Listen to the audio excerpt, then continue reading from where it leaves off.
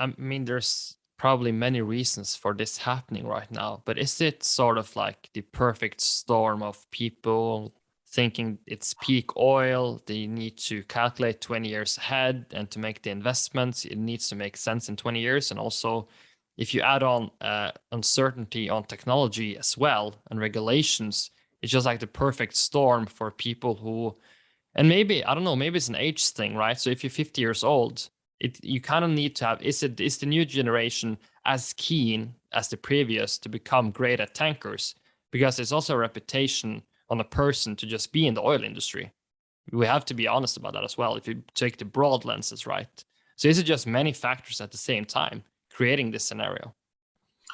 Yeah, I think it is. It's every cycle has its theme, right?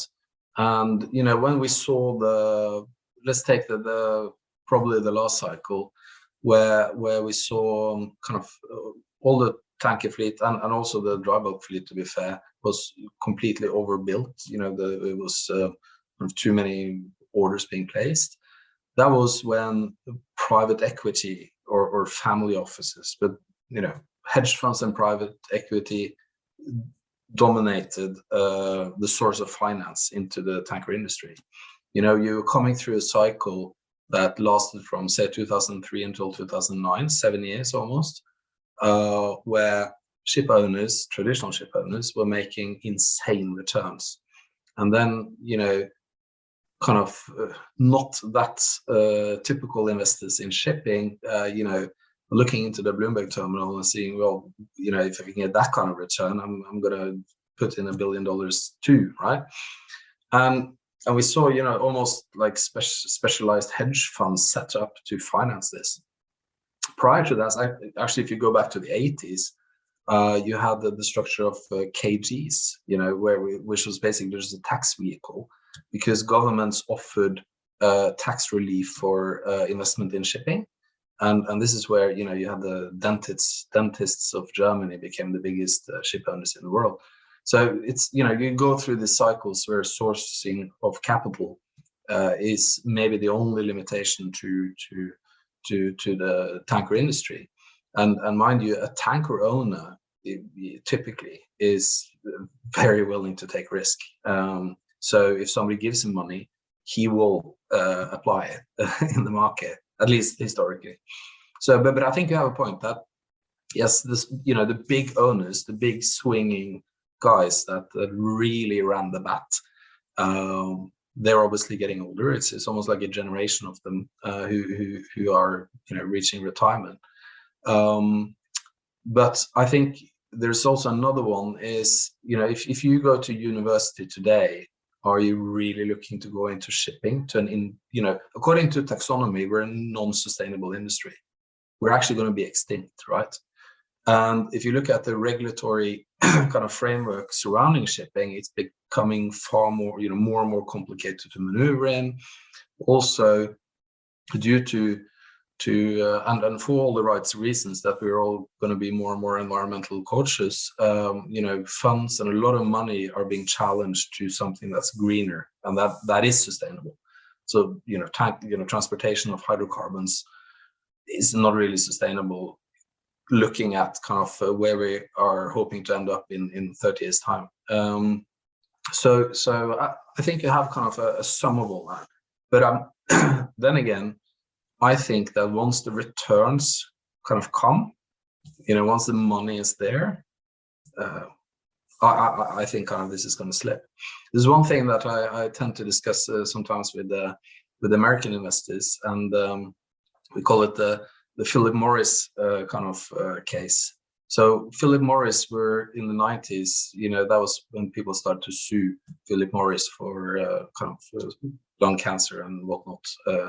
And Philip Morris became kind of one of the really, really dark sheeps of Wall Street.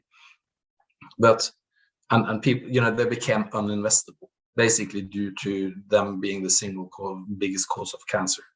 And they're probably going to sue me now. This was the narrative. This was the narrative, right? Yes, that was the narrative. Yes. But if you look at the best investment it could have done on Wall Street, by a mile for the last 10-15 years is Philip Morris.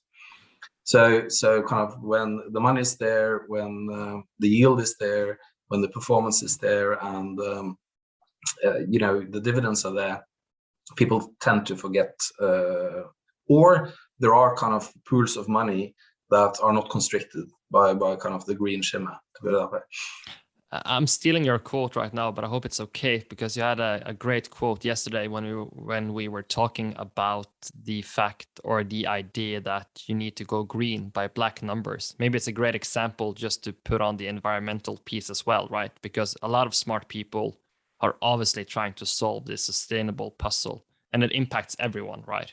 Trying to run a business. Mm. Well, I have to arrest you there, because otherwise I'm going to get sued by Bellona, the Norwegian environmental kind of organization. But it's actually their founder, Fredrik Hauge, who's kind of, he's probably going to beat me up now, but he's got a more conservative approach towards how to change things going forward. And he's the one who has this quote, go green by black numbers. Basically that,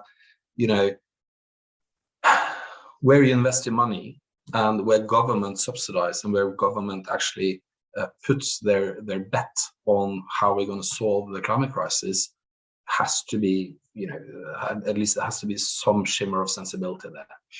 It has to be based on facts. It has to be, and you can't really force, irrespective of how many billions and trillions of dollars you stuff down the throat of kind of various ideas and thoughts and whatnot, what's in the end going to solve it is that there are economics in green industry, kind of in reducing our GHG kind of emissions.